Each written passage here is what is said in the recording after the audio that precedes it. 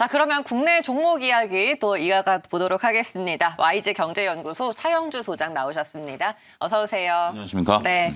자, 이제는 종목이다라는 네. 이야기들이 참 전문가를 통해서도 많이 나오고, 그래서 우리 시청자분들도 어떤 종목을 그래서 사야 되는지, 포트를 어떻게 재편해야 되는지에 대해서 관심 있게 보고 계십니다. 어제 시장에서 국내 증시 특징주를 찾자면 어떤 게 있을까요? 어제 특징주가 좀 여러 가지 종목들이 좀 있었습니다. 아무래도 지수가 좀 변동성을 좀 나타내다 보니까 개별 종목들이 움직이고 있는데요. 눈에 띄는 종목 한 종목을 말씀드리면 골프존을 좀 말씀드리도록 하겠습니다. 어제 골프존이 강한 상승 흐름을 이었는데요. 이게 지금 며칠째 올라가다가 어제 장대 양봉을 이제 쏟는 그런 모습들을 보였다라고 말씀드릴 수가 있겠습니다. 골프 인구가 그동안에 좀 줄어드는 추세를 좀 보이긴 했었습니다. 하지만 작년부터 나타난 현상인데요. 아무래도 이제 뭐 해외 골프가 좀 싸다 보니까 해외 쪽으로 나가시는 분들이 많았었습니다만 작년엔 이런 것들이 다 막혔죠. 그러다 보니까 국내 골프장에 부킹 대란이 일어났습니다. 이럴 정도로 골프장이 상당히 작년에는 호황을 나타내는 그런 모습을 보였고 지방 골프장까지도 부킹하기가 어려운 그리고 가격들이 올라가는 그런 현상들이 보였죠. 여기에 수혜를 본 것이 바로 골프존이다라고 말씀드릴 수가 있겠습니다. 아무래도 좀 사회적 거리두기라든지 뭐 이런 부분들에 따라서 일단은 뭐 몇 명씩 이제 쪼개서 만나야 된다는 그런 모습들을 보일 수가 있는데 골프존은 뭐 혼자 가서도 칠 수 있고 2인도 가서 이제 칠 수 있는 그런 모습들을 보일 수가 있겠죠. 골프존에 대한 사업 모델이 상당히 우리가 골프존이 상장했을 때만 해도 좀 설왕설래를 했었습니다. 뭐 제2의 노래방이 되는 게 아니냐 뭐 그런 얘기도 상장 초기에 있었는데요. 골프존 같은 경우 빠른 변신을 잘하는 회사다라고 좀 말씀드릴 수가 있겠습니다.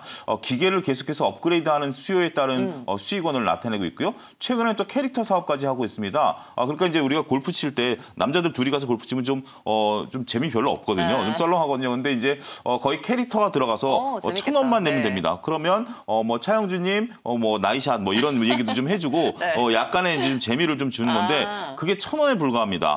근데 그 1,000원이라는 게 골프존 입장에서 쌓이면 어마무시한 돈이 된다라는 것들이죠. 그러니까 유저 입장에서 본다라면 1,000원 정도에 내가 좀 즐겁게 치네라는 부분들인데 그런 것들이 이제 쌓인다라는 것이 상당히 고무적이다 이렇게 좀 말씀드릴 수가 있겠죠. 올해도 아무래도 지금 백신 효과가 있다 하더라도 골프 뭐 해외 나간다라는 건 뭐 현실적으로 어렵지 않겠습니까? 어렵겠죠? 작년에 그런 흐름들을 이어간다라고 보면 상당히 지금 더군다나 골프존이 지금이 호황일 때입니다. 왜냐하면 아직까지 필드로 나가기 좀 추울 때 나가기 전에 연습을 좀 하고 나가야 되는 거 아니겠습니까? 그런 추세에 따라서 골프존이 각광을 좀 받고 있다 이렇게 좀 말씀드릴 수가 있겠습니다.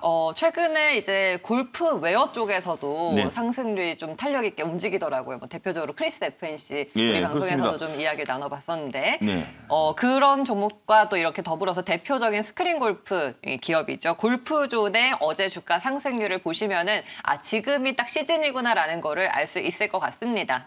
골프존 앞으로도 좀 기대를 해보도록 하겠고요. 캐릭터 사업의 이 빠른 변화, 적응, 이 코로나 시대에 가장 적합하지 않았나 싶습니다.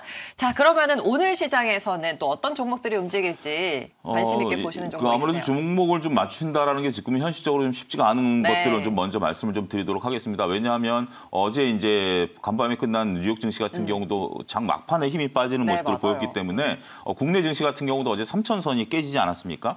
그런 모습들을 본다라면 종목을 선뜻 산다라는 게 솔직히 쉬운 구간은 아니다라고 말씀드릴 수가 있겠습니다. 이 그라운 가운데서도 우리가 좀 볼 때는 역시 대형주 위주로 좀 봐야 된다.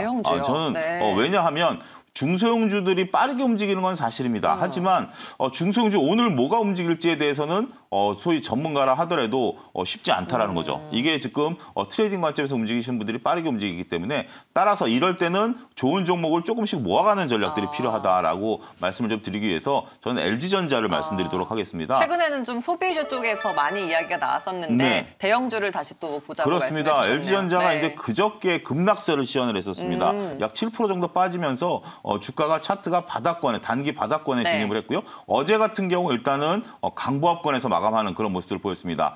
전전일 급락세를 시연했던 게 어제 강보합권에서 하루 종일 움직였습니다. 변동폭이 굉장히 작았고요. 그렇다라는 것은 전전일에 어떤 그 좀 불안했던 매물들이 전일 같은 경우는 바닥에서 받아내고 있다. 좀 그렇게 저는 인식을 좀 드리고 싶습니다. 일단 전전일에 급락한 원인을 알아야 이게 지금 다시 살 수 있을지 아니면 추가 하락할지 그 이유를 우리가 알아볼 수 있을 텐데요. 전전일에 하락했던 이유는 현재 지금 여러분들 잘 아시다시피 LG전자가 휴대폰 사업 부분을 부분을 지금 매각하려고 하고 있지 않습니까? 이런 것들을 이제 베트남과 얘기가 나오고 있는데 이게 결렬이 돼 버렸습니다. 그 회사 입장에서는 좀 밀어붙이는 입장이었고 베트남 입장에서는 뭐 협상이라는 건 그렇죠. 상대방이 급할수록 좀 배짱을 좀 튕기는 네. 그런 모습들을 보일 텐데 베트남이 가로 그런 모습들을 보였습니다. 그래서 LG가 그래? 그러면 우리는 안 할게. 이렇게 선언을 해버렸죠. 어쨌든 이 사업을 매각하려는 움직임은 계속 매각을 하려고 거죠. 하겠지만 네. 헐값에 하지는 않겠다라는 게 네. LG 입장에서는 물색하고 있는 거죠. 예, 물색을 좀 하는 거죠. 그런 부분들로서 이제 좀 얘기가 됐었는데 제가 이제 지금 중심을 좀 두고 있는 부분들은 결국 휴대폰 사업 부분들은 매각을 할 겁니다. 그러면 휴대폰 사업 부분을 매각해서 어디에다 그 돈을 쓰겠냐라는 거죠. 그게 가장 중요한 포인트다라고 말씀드릴 수가 있겠습니다. 네. 그리고 또 하나의 LG 이노텍이 LED 사업 부분을 매각하겠다라고 얘기를 하고 있습니다. 그것도 적자 사업인데요. LED 사업 부분들을 이렇게 적자 사업 부분들을 잘라내는 이유가 무엇이냐. 그렇게 들어온 캐시카우를 뭘 하겠느냐를 어디에 집중할 것이냐. 예, 네. 어제 이제 주총에서 나왔는데요. 어제 이제 전장 사업부를 물적 분할하겠다. 그런 얘기가 나왔습니다. 결국 LG그룹이 나아갈 방향은 전장 사업이다라는 것을 어제 주총에서도 말했고 우리가 단순하게 휴대폰 매각을 사업 부분 적자를 잘라내, LED 적자를 잘라내, 그럼 적자가 축소되는 거 아니야? 그러면 올라가는 거 아니야? 라는 부분들에서 더해서 우리가 생각을 해본다라면 이 돈을 과연 어디다 쓰려고 하는데? 라고 본다라면 네. 전장 산업에 집중을 하겠다. 그렇다면 그렇다면 전장 산업에 대해서 지금 전기차라든지 자율주행차라든지 하는 부분들에 있어서 LG가 그룹사를 다 모으면 가능합니다. 그러한 부분들을 보면 우리가 LG 그룹에 대해서는 주목을 해야 된다. 네. 특히 대장주인 LG전자를 주목해야 된다라고 봤을 때 차트가 다행스럽게도 단기 바닥에 왔다.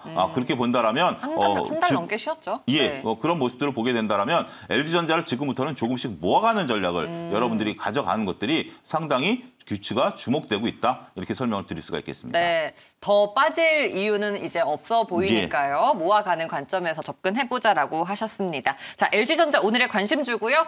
자, 그러면 오늘 시장은 투자 전략 어떻게 세우시겠어요? 조금 조심스럽습니다. 미국 증시가 앞서도 언급드렸다시피 오후 들어서 하락세로 전환을 했고요. 최근에 필라델피아 반도체 지수의 변동성이 커지고 있습니다. 이런 것들은 국내 지수에 있어서의 지수 관련성 종목들에 영향을 미칠 수밖에 없다라고 보여지고요.